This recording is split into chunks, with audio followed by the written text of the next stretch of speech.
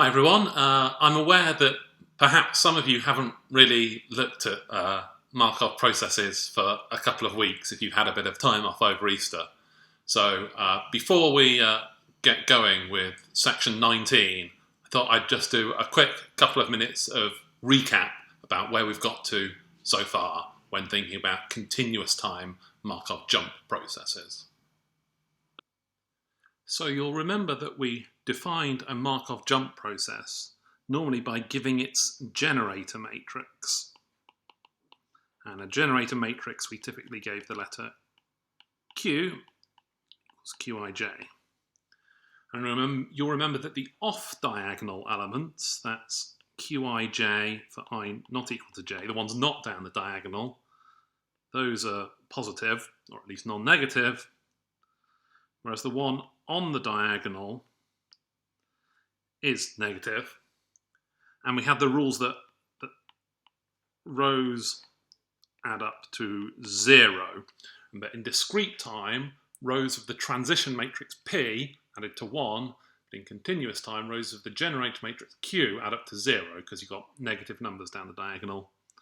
And we would also let Qi equals minus Qii to be the positive version of that.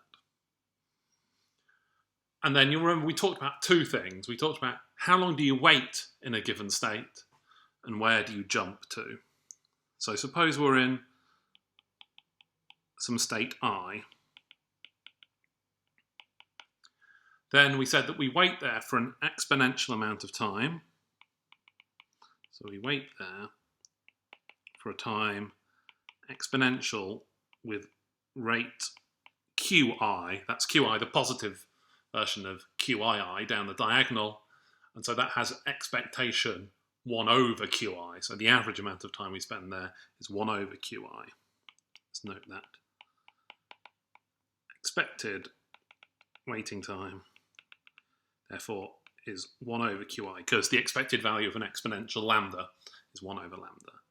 So once we've waited there for exponential Qi, we then have to jump somewhere. So we jump to some state j with probability, and that's the ratio Qij divided by Qi, and we sometimes called that Rij because that's the transition probability in the jump chain, the discrete time Markov process that just keeps track of where we are.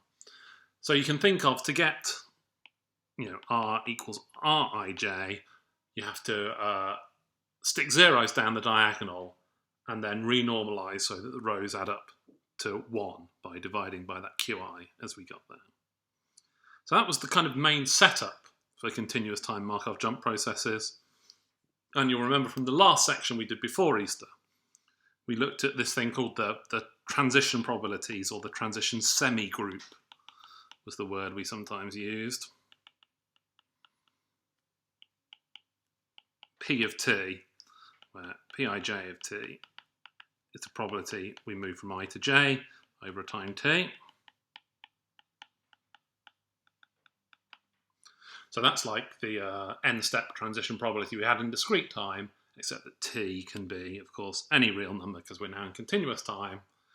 And we saw that these satisfied the forward and backward equations. Forward and backward equations. The forward equation being pt differentiated equals p of tq, or the backward equation being pt differentiated equals qp of t, the other way around, with the initial condition p0 equals I, of course. And finally, although we won't actually use this very much, we will use the forward and backward equations, but you'll remember that this has the solution P of t equals the matrix exponential e to the qt, at least when the state space is finite and the matrix exponential makes sense. But we won't actually really use that. So, as a reminder, generator matrix Q, the waiting times in the jump chain, and the transition semigroup with its forward and backward equation. That's just a quick recap of what we were doing before Easter. Now we can move on to the new theory for section 19.